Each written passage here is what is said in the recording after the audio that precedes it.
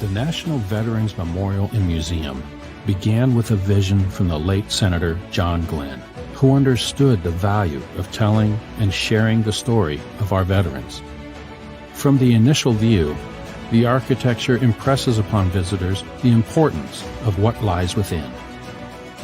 Seeming to rise organically from the earth, the building itself is a symbol of our nation's veterans and their resilient spirit and unending commitment to making this country stronger. Once inside the museum, visitors embark on a narrative journey, following exhibitions that focus on the servicemen and women and their families. Individual stories and shared experiences are illustrated through personal artifacts, quotes, letters, photographs, and powerful films of veterans telling their unique story in their own words.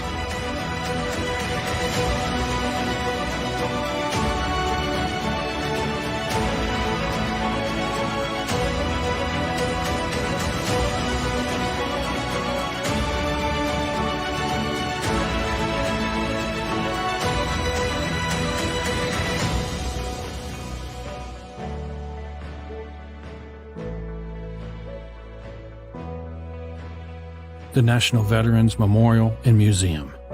It's more than a museum. It's the new home of the brave. Plan your visit today.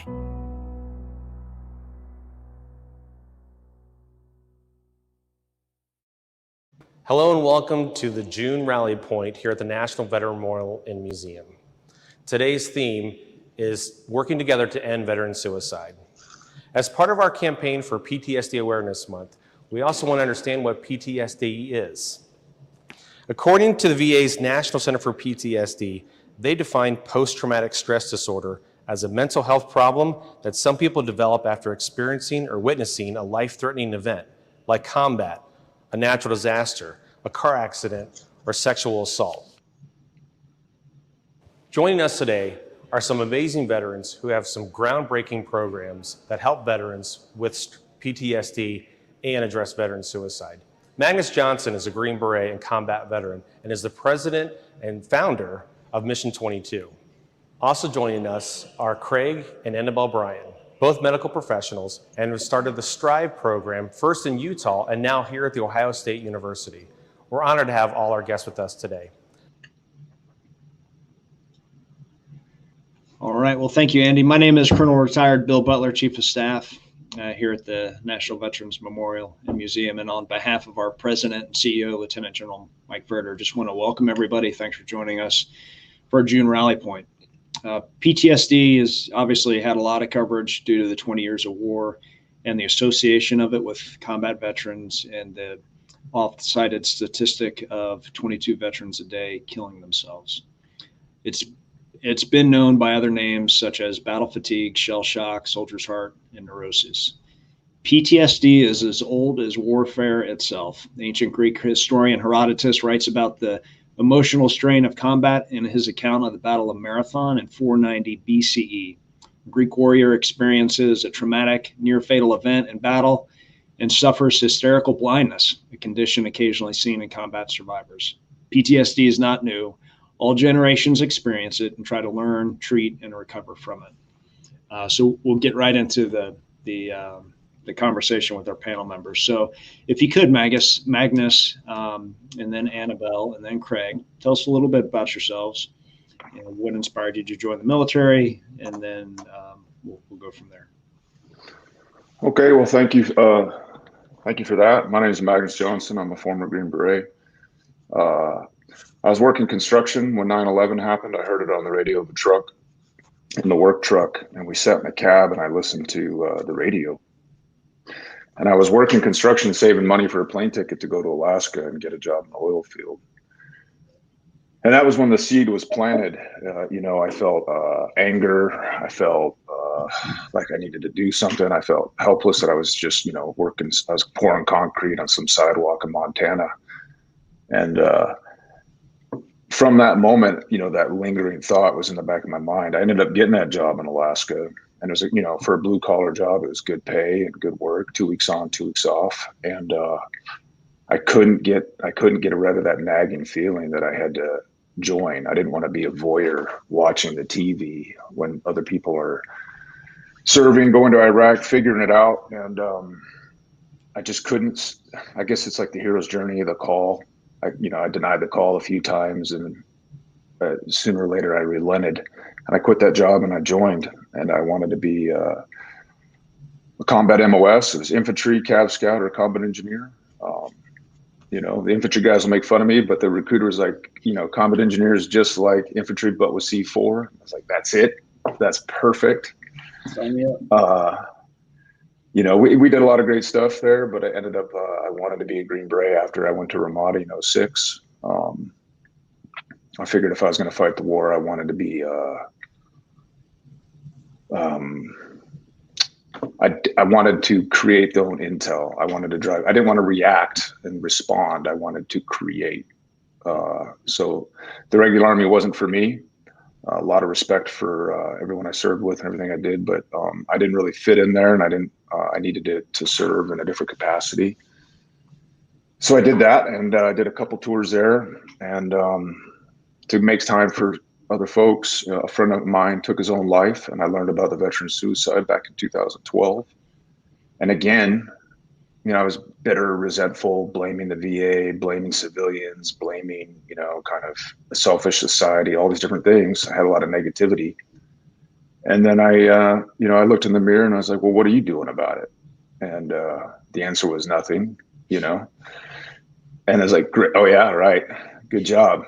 And that I sat with that for a while, and one thing led to another, and we began the journey to create Mission 22, which is another story. But okay, that's kind of a brief intro. All right. Thank you, Magnus. AnnaBelle, how about you? Well, good morning to everybody, and thank you for inviting us here today. And my name is AnnaBelle Bryan. I'm the director and the clinical research manager for the Suicide and Trauma Reduction Initiative, also known as STRIVE. I enlisted in the military and the Air Force because my brother actually, he was on his last little bit of,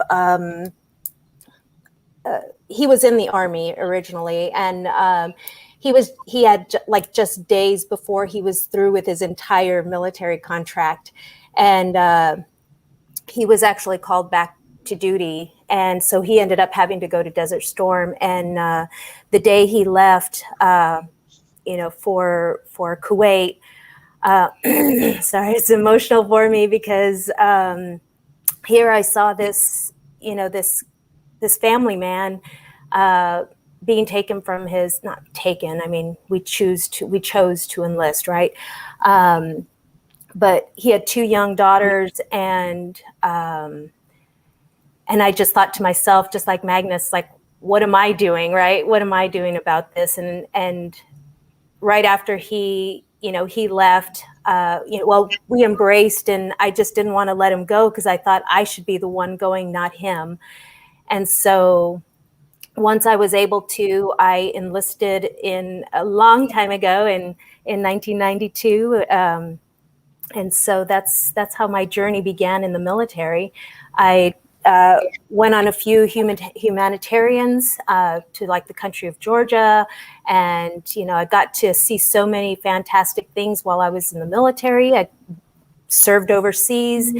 And then I went to Iraq in 2009. And while I was in the Air Force, I was in public health. And I was also the first enlisted XO for the medical group commander at, for 4 commanders at Maxwell Air Force Base. And so I had a great career, everything, even with the bad stuff, I had a fantastic career. But in 2011, I decided I wanted to get out and do something different. And so I was working with Craig, and I tried to do the retired thing for about 2 weeks. I think that lasted. And Craig came home with some data that he had collected from the pararescue guys, and I said, "Hey, do you have anything for me to do?" And he's like, "Do you want to enter data?" And I just remember that look. I was like, "Yes, give me something." And the reason why I bring that up is because as I started to read what these men and women, well, also the security forces, we had data from them. So men and women who were filling out these surveys, and I came to realize that I did have a fantastic career, even with the bad days, but I never felt the things that I was reading that these young men and women were filling out about PTSD and about suicide, and it just really shocked me. And I told Craig, okay, I'm gonna go into psychology now. So I went back to school, and because we worked with the special ops guys, I decided I was going to go into sports psychology. So that's kind of the direction I took. And then, of course, we started at the National Center for Veteran Studies, and we did that for eight great years. And so now we're here at Ohio. And thank you again for having me on. Thank you, AnnaBelle. Craig, over to you. Yeah, so I too, kind of similar to Magnus, 9/11 was a pretty impactful day for me. I was actually in the last semester of college, was getting ready to graduate when 9/11 happened, and the following year, I enrolled in graduate school to become a clinical psychologist. And I remember early on that first year of graduate school, we were in class one morning. It was the morning that we invaded Iraq, and I remember the instructor was Dr. Copland, who had lived through Vietnam, Korea, other wars, and said, before we start class today, I want to talk about what's happening in the world. And I worry that we as a nation are not talking enough about the consequences of war. And you as future psychologists will play a significant role in taking care of those who carry the cross for all of us.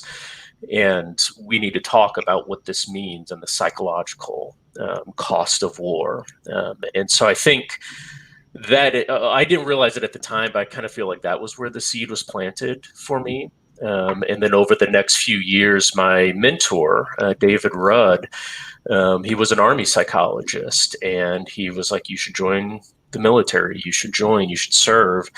And I was like, you gotta be crazy, right? Like, do you know who I am? It just didn't sort of fit with, my personality.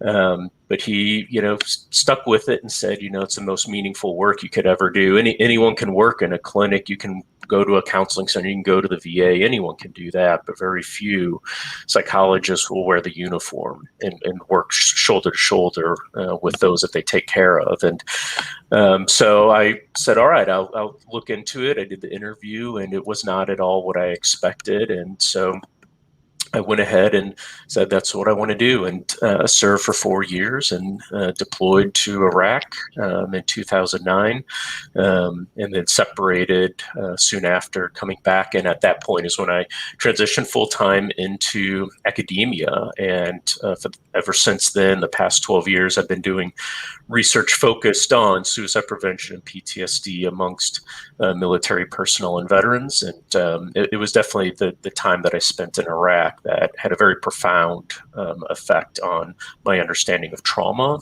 as well as suicide. And so we've been able to carry a lot of those experiences forward into our research and our clinical work. So thanks for having me. All right. Thank you all for sharing your story and what motivated you and inspired you to join the military. So Magnus, we've got a short video about Mission 22 and the R&R program. We'll show that and then come back to you with a question about that. Okay.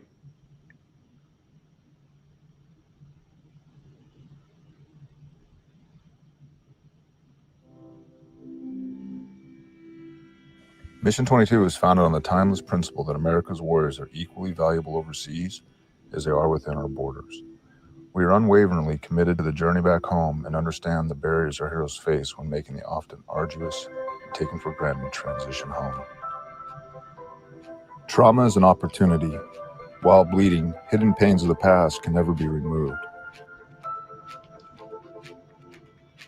We can transform them into something brand new and beautiful. We can grow through trauma to become our community's cornerstone, the safest neighbor on the block, the strongest leader in the office, the most caring volunteer at the elementary school. My name is Magnus Johnson. I'm the founder of Mission 22 and the creator of the Recovery and Resiliency Program. I believe that we're meant to share our lives with others to fully enjoy it. Post-traumatic stress isolates us because we want to avoid triggers and save others from our anger, fear, and stress. However, it's in sharing our struggle that the load becomes bearable and a source of our power.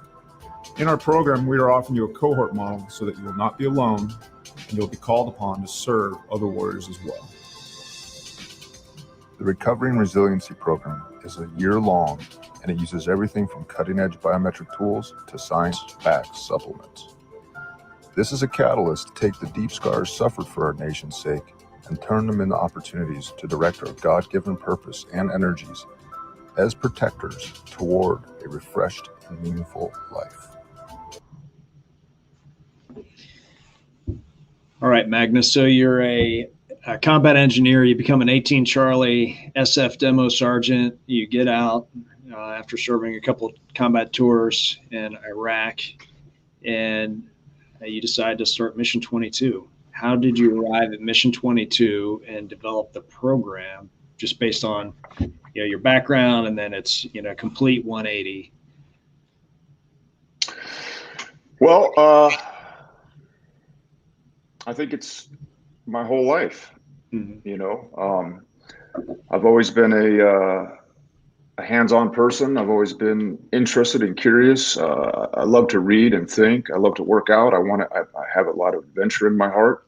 I wanted to fight the war. But when my friends started killing themselves, I wanted to do something about it, and I wanted to know why.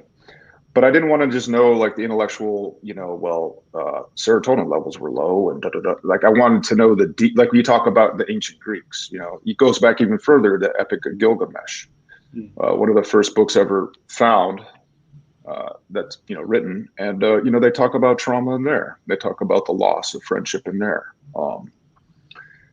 And so all these different influences on me, I've seen I'm kind of an outsider who's done a lot of different things from a lot of different vantage points, and it gives me a different perspective, So I love psychology, but I'm not a psychologist.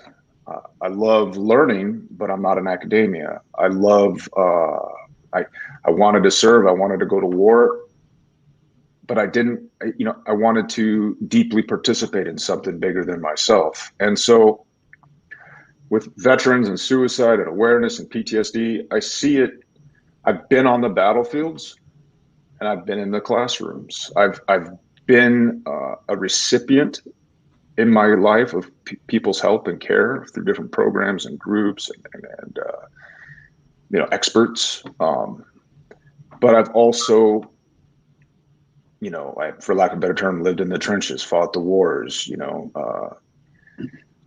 dealt with trauma positively and negatively. I've learned the hard way. And so R&R is kind of a culmination of all the things I learned, studied, was exposed to in the military, starting charity, working with charity, reading the books I've read, having the mentors I've had. And it's just the bringing of all that together of entrepreneurship, SMART goals, goal setting, measuring. We can now measure our stress. We can measure our deep sleep. We can measure our REM sleep. We can measure how long we sleep. We can measure our caloric burn. We can measure our HRV. We can measure what we eat and how much we eat. And I feel like, for me, and what I believe, PTSD is not just a mental thing. It's a spiritual and emotional, cultural. There's all these different intersecting elements that make what PTSD is today in America. It's something unique. there's always been the trauma of war, the shedding of the fear with like the Spartans, or even in the Old Testament, they were told to burn their metal and wash their armor, before they came back in the village. And so, but I think it's unique today with how our society is and how we view mental health and trauma and PTSD and mental illness has its sort of own economy in a way. And most of the veterans I know that wanted to serve, how do you do mental health with dignity, honor, accountability, while serving others? So it's like taking the psychology of the warrior and then transmitting it in a way that's most optimal for them. Psychology itself, I know a lot of veterans, that a lot of people that had a lot of help, and it's helpful, but they're still kind of missing another variable. And so I just looked for all the gaps that we could address and fill to create an environment most optimal for growth and to inspire others to want to inspire themselves to begin the lifelong process of always seeking wholeness. And it's, there's a lot to it, but it's kind of the coming together of everything over my life. Great. Thank you. Craig, can you tell us about the STAR program a little bit? Yeah, so the STAR program at The Ohio State University, it stands for Stress, Trauma, and Resilience. It's a program within the Department of Psychiatry and Behavioral Health. And part of what STAR does at the university is really support medical professionals. That was kind of its origins. And then once AnnaBelle and I showed up last year, we also introduced the STRIVE, the Suicide and Trauma Reduction Initiative for veterans. And so that's kind of the newest program that we have at the Department of Psychiatry and Behavioral Health. And through STRIVE, we have multiple research studies that offer psychological treatment for PTSD, suicide prevention.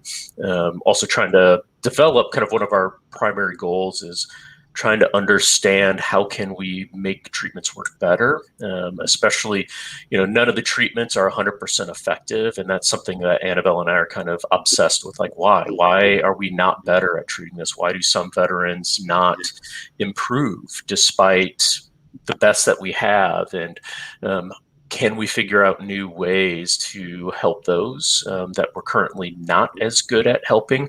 But also then trying to figure out, why is it that the treatments that do work, what is it about those treatments that make them so potent and so effective? Because if we can figure that out, that might help us to then learn something about the veterans that we're not yet able to help. Okay, great. And then AnnaBelle, can you talk a little bit more about the STRIVE program and some of the concepts and framework for that? Sure. With what Craig said, we've got, I've been fortunate that I've been able to work with, the top suicide, military and veteran researchers, Craig being one of those, and having him in our back door, in our back pocket, I guess I should say, has been fantastic. So it's really helped to move us in new directions, and and like Craig said, how do we make it better? How do we make it stronger and last longer? So we've got BCBT, which is brief cognitive behavioral therapy, that Craig and our colleague David Rudd developed. And so we're doing that treatment here under the STRIVE program. And we're doing it telehealth, and it's basically, every single week you can, so anyone across the nation, right, could be in telehealth. But then the other piece to it, we're doing the PTSD treatment, which is the R&R program. Magnus, we're also calling it the R&R program. However, it's not titled anything. It's R&R means what R&R means to that veteran or service member who comes through our doors. When they come in, is it rest and recovery? Is it recuperation? Is it, is it resilience? It's whatever it is to that veteran. And that idea actually came from when Craig and I were deployed to Iraq, and I was in public health, so I wasn't seeing anyone for psychology reasons, but Craig was, and he was having to do treatment for service members in a deployed location, and he only had 3 to 5 days to take care of somebody. So that's kind of where the Strive R&R program came about. Craig wanted to go back into the military, and I said, you've got so much more of an impact outside of the military, even though, yes, you want to go back in and see these individual guys. We have a bigger impact because we actually, the way I'll just go through and say, so some of the work we did with the special ops guys actually changed their deployment rotation, because we found they were having burnout. So that had a bigger impact than just one, seeing one person. So with the R&R program, we wanted to do this compact, intensive PTSD treatment. So we started doing it as a 2-week program. And our very first person that came through was a chief that was in the special ops. He was a pararescue guy. He was our very first, he was our test subject. And, he did so well and he got better that we've been seeing, special ops guys in every single one of our cohorts that we've treated. And the amazing thing is that, we take this 2 weeks, and every single day they do 1 hour of treatment, and then they have the rest of the day to either do the homework that they need to do for the next day, or they get to go out and experience life. And the hope is that whether they're doing it via telehealth or in person, now thanks to COVID, right? We're hoping that we can see better numbers. Right now we see about, I would say, out of all of the veterans that we have seen over the last 6 years, about 70% of those with PTSD have some type of suicidal ideation, suicidal thoughts or behaviors.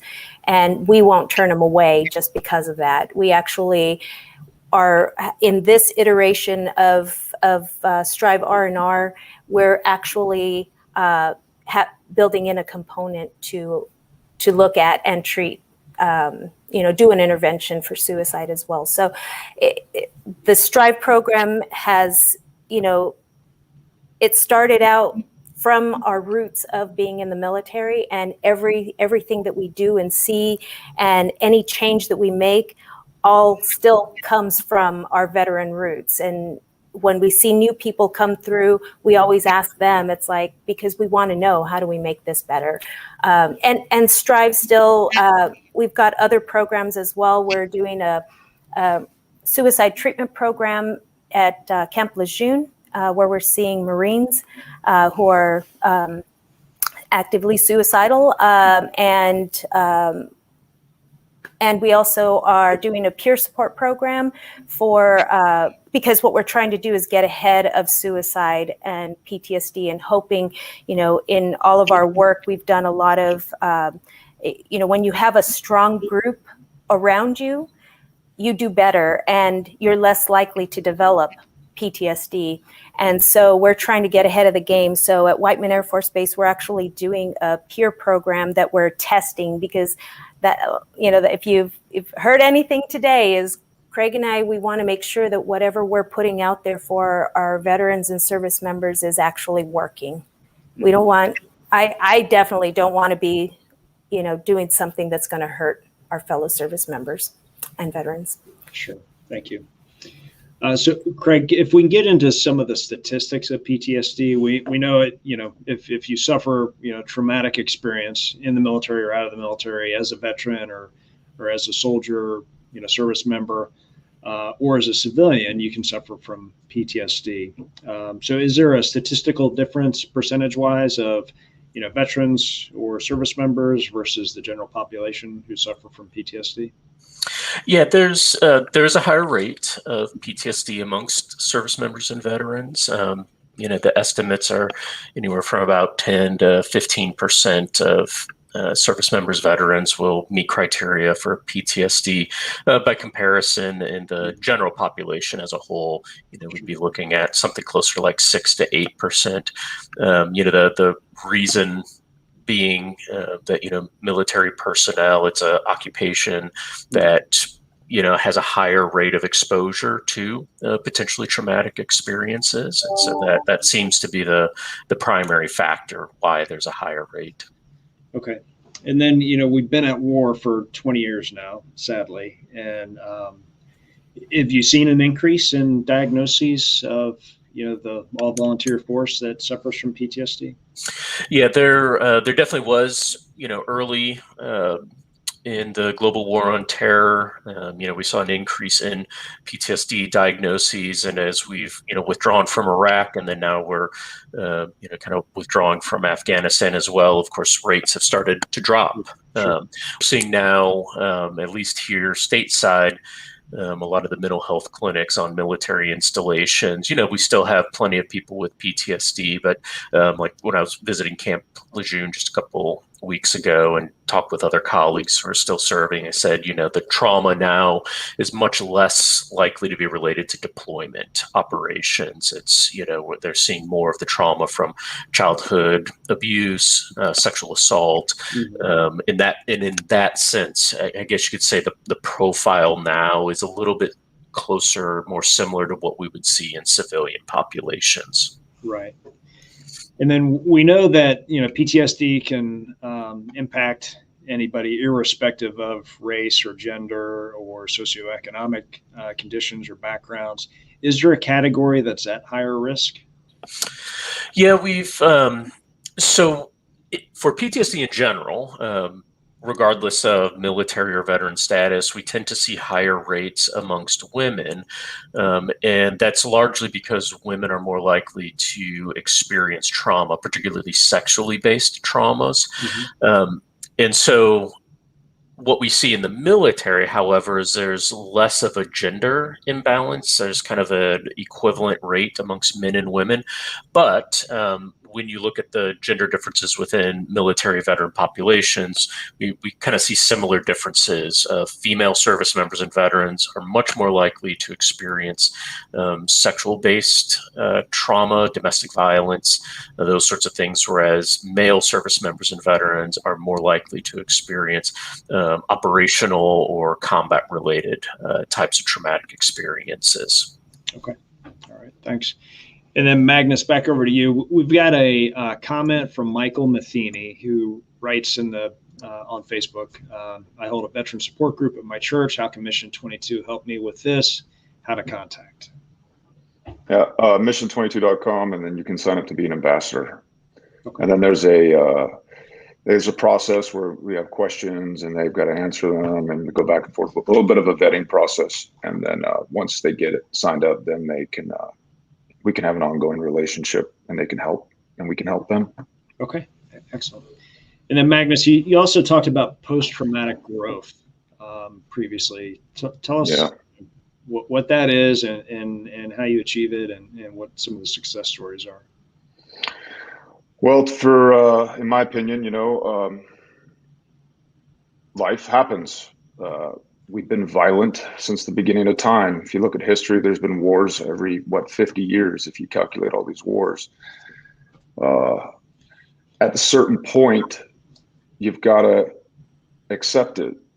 That doesn't mean you have to think it's good, or that doesn't mean you have to think, that, oh, this is the way it is, I can do nothing. But sometimes you have to accept the cards you've been dealt. And when you do an inventory, it's an inventory of, well, I have, a family, or I have this ability or that ability. If we always focus on the problems, then that is that's what's highlighted. But when we start looking for opportunities, another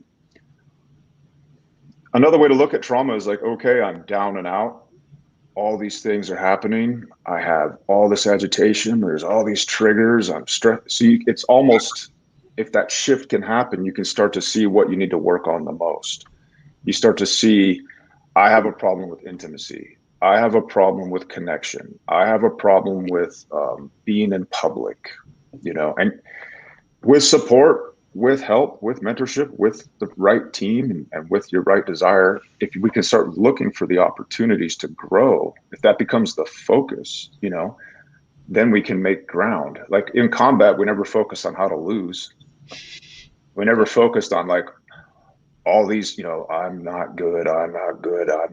Like at a certain point, it's like, okay, like I'm not that fast of a runner. So how do I be a better runner? Like, okay, I'm depressed. Like, okay, I have trauma. Okay, what are the opportunities in that trauma? How can I use that trauma to find empathy, to find humility, to find a desire to connect to others? And, at the most fundamental level, it's simply an attitude.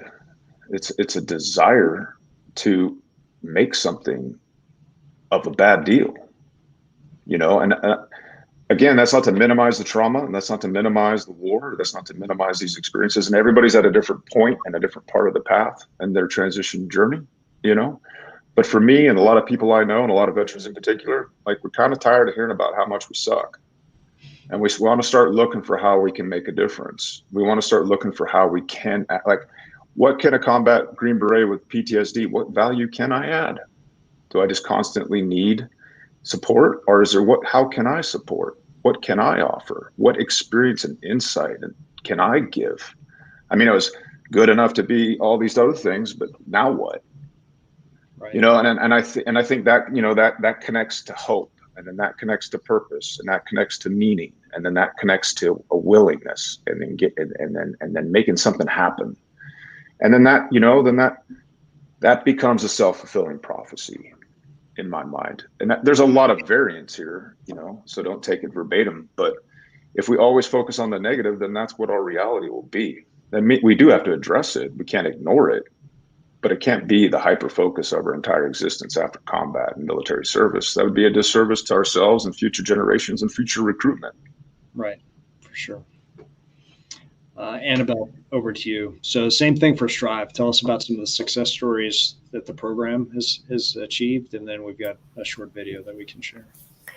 So I think one of the most amazing things is when we've had anybody going through treatment, Craig and I have always had offices right next to each other, and I do more of the outreach stuff, and he sees the patients, the veterans, and when a veteran first starts coming in for treatment, they don't talk to anybody. They check in with the person at the front desk.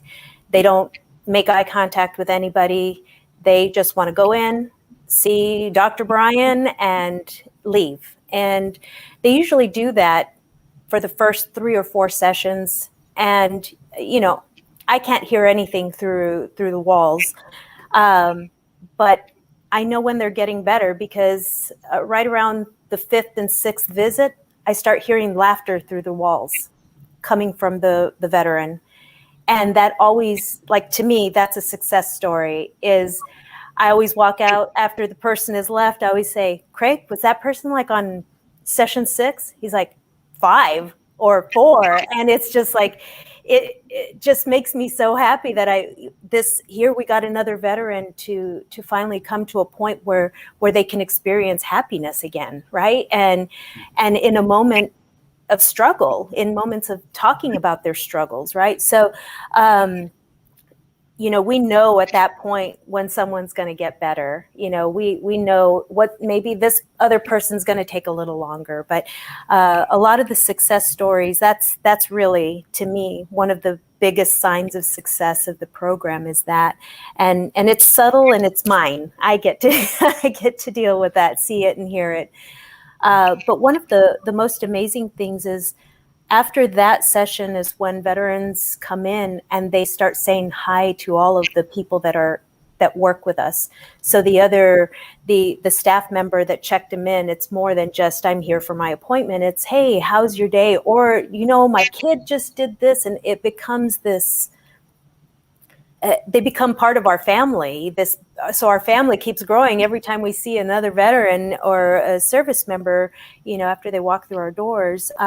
you know, we've had, I mean, there's just been so many. I think last year before COVID hit, I remember this guy came in, this veteran came in, and it was like toward the end of treatment. It was the 2-week intensive program, so it was maybe day 8 or 9, and he came in and he said, you know, I was so skeptical, I almost didn't get on that plane. I almost didn't come across the country to get treatment. And you know, he just kind of burst into tears, but not unhappy tears. He was upset because he almost didn't come to treatment. Mm-hmm. And then he said, you know, I never thought I could feel this again. I never thought I could, you know, like hope. You know, Magnus talked about hope and mission, you know, having a mission. And this guy's mission is to go back and be a better father now and be better at living his life. And to me, that's amazing. And I wish I could get every veteran who has PTSD into our program, because I see it happen. And anyway, I could go on and on. I've got tons of stories. So. Okay, thank you. Thank you. We'll cut to the video that you all wanted to share.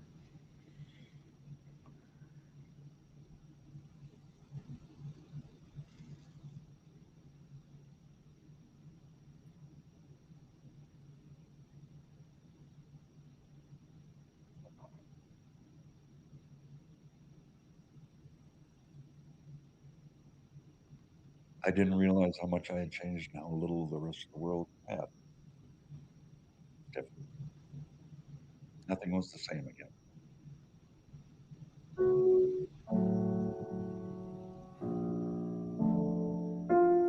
From what I understand, it was actually Roger's wife who learned about our program, and her primary question is this for, you know, Vietnam veterans, or is it only for Iraq, Afghanistan? So, no, Vietnam veterans are welcome to come as well. So his interview indicated that he did have PTSD, and so we invited him to come out. So Roger was involved in some pretty heavy combat. One of the big struggles for him was an incident where he was involved, you know, in basically the death of a child. And he has struggled with a lot of guilt and shame for many, many years. So Roger, when he first got here, had been living an extremely reclusive life, literally lives like 30 miles away from anybody else on the top of the mountain. And it's directly a consequence of PTSD, you know, where they don't, if you don't feel safe in the world, you don't trust others, you don't necessarily know or feel comfortable interacting with others. They've really taken avoidance, you know, in many ways to the extreme. I was thinking first we would check in about how things have gone over the course of treatment. Then we'll go over your worksheets and then your impact statement.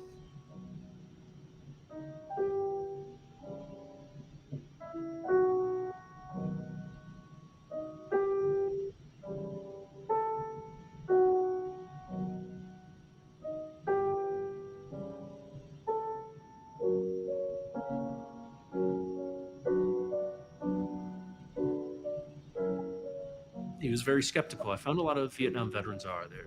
They've been through lots of programs before. They've been to the VA for 40 years.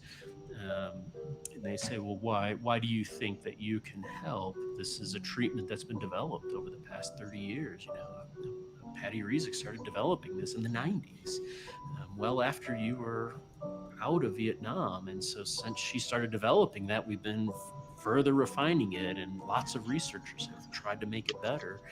And so, you know, this is something that didn't exist. When I look at myself, I felt for so long that I'd lost something. And yeah, I can pinpoint pretty much where I lost it. Mm-hmm. There was a lot of guilt. Yeah. A big focus of the treatment for him is to help him to understand.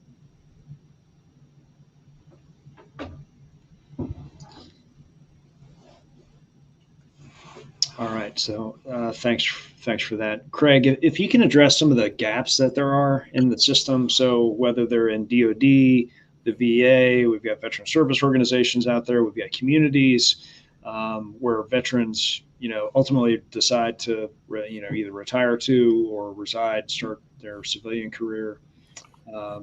There's a gap, and where is that?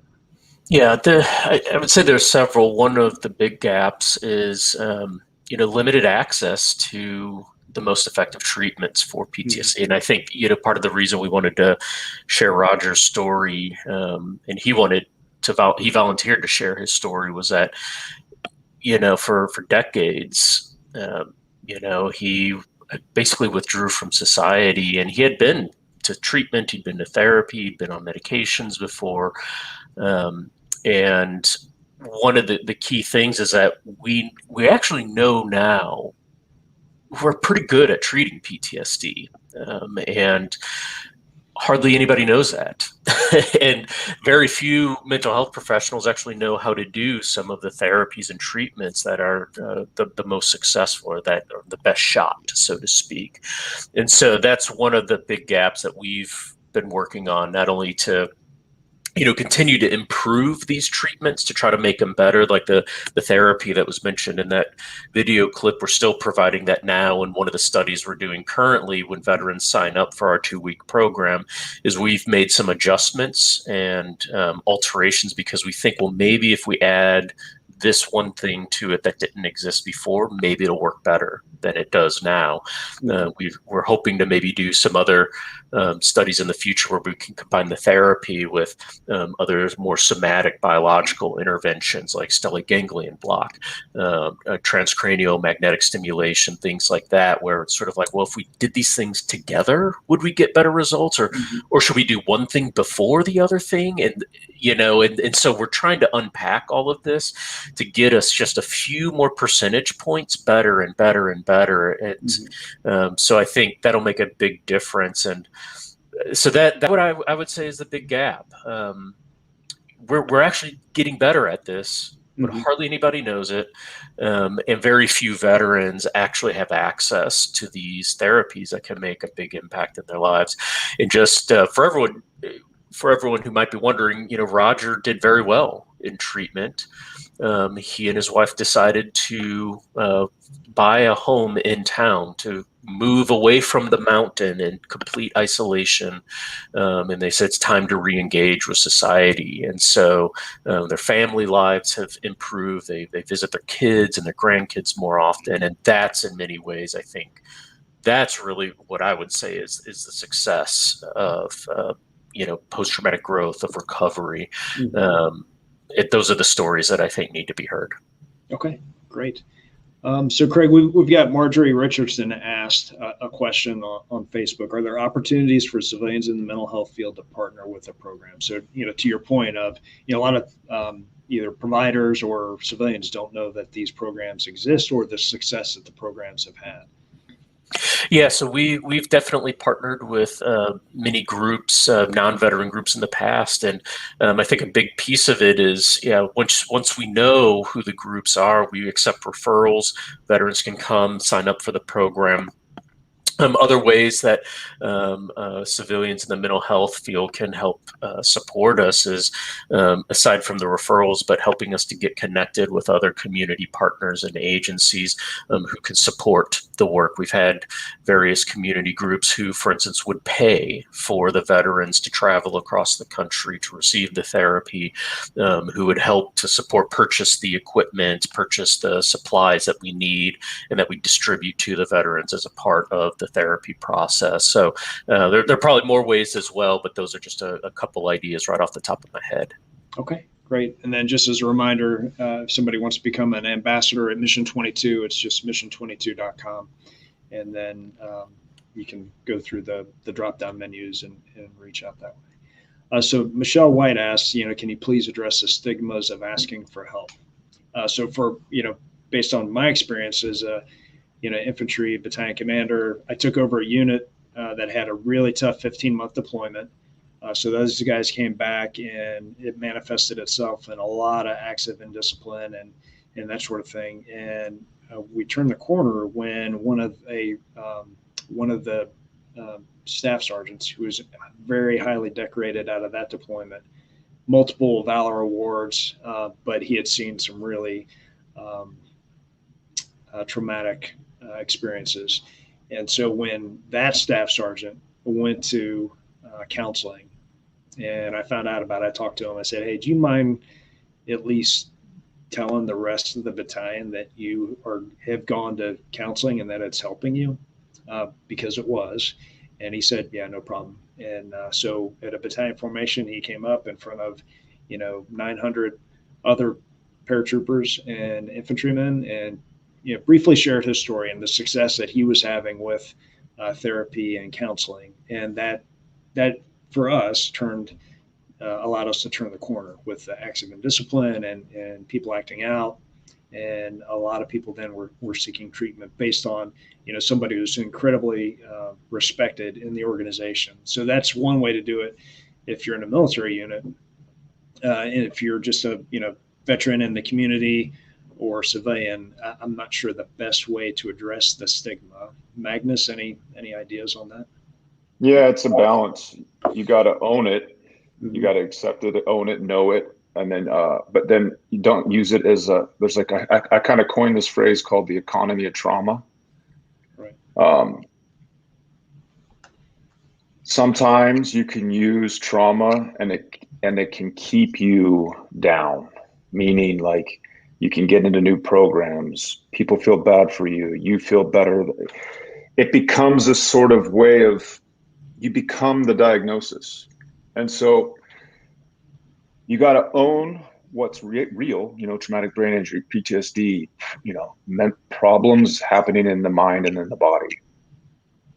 But then what I like to do is then immediately transmute it into, okay, what can I do? Who can I help? How can I reach out? So it's owning it without groveling in it or wallowing in it, but also acknowledging what it is. And I think there's a balance there. I know myself and too many others where you get the diagnosis and then that becomes your entire reality. And then you start missing out on life.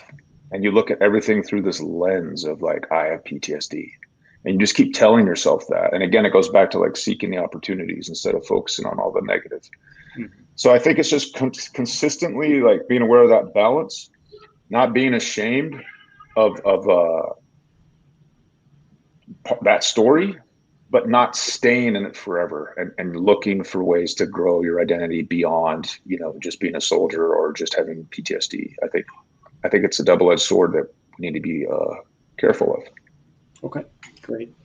And then AnnaBelle, a lot of times we don't recognize the challenges and problems that we have ourselves, and we need a gentle nudge and sometimes almost a kind of a shake from a loved one to point something out that we're missing because we're too close to it. So what are some things family members should do or look out for if they see a loved one who they think might be suffering from PTSD?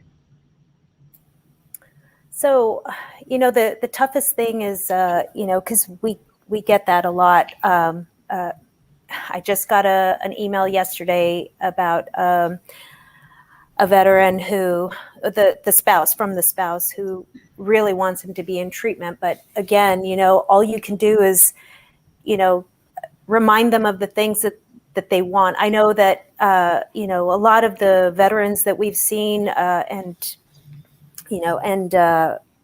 service members, the toughest thing to get over, right, is that a lot of times they know that PTSD is ruining their life, right? The actions that come from and the reactions from having and suffering from PTSD, a diagnosis like this. But then they also, because of this mindset that we have in the military is we're amazing, we're awesome, Army of One, Air Force had a lot of these things where it's like, you're the best. Without the doctors or the maintenance crew, we can't have the aircraft won't be able to fly, so it's like we've always given this mantra to all military that, you know, we're amazing. So now we're telling them, oh, you're broken, go get help. So I think what I would say for the family members is just remind them of the things that they want to achieve and accomplish, because everybody does have goals. Everybody has something they want to do. And, you know, it's helping and encouraging them to seek help. Sometimes we do find that family members try very hard to help, so they actually help with the isolation and the avoidance unintentionally. So how can you help is just helping them to find themselves again, right? And planting the seed. Maybe they do need treatment and they just hadn't realized that they need treatment, and just kind of research, you know, by all means, go to the PTSD website and it gives you like ways that you can talk to your spouse or service member, right? And you're not always going to get them in for treatment, but if you plant the seed, they might consider it. Craig, okay. I think Craig might be able to respond to that one a lot better than me. All right. Craig, well, I think one critical facet about stigma that's, you know, often I think omitted from the conversation is that it's one of the easiest ways to overcome stigma is to have the perception that the treatment or the help, the service is actually going to make a difference. And that's something that research actually bears out, is that, you know, if I believe that going and getting help isn't actually going to make a difference, then what's the point? It's not worth it, right?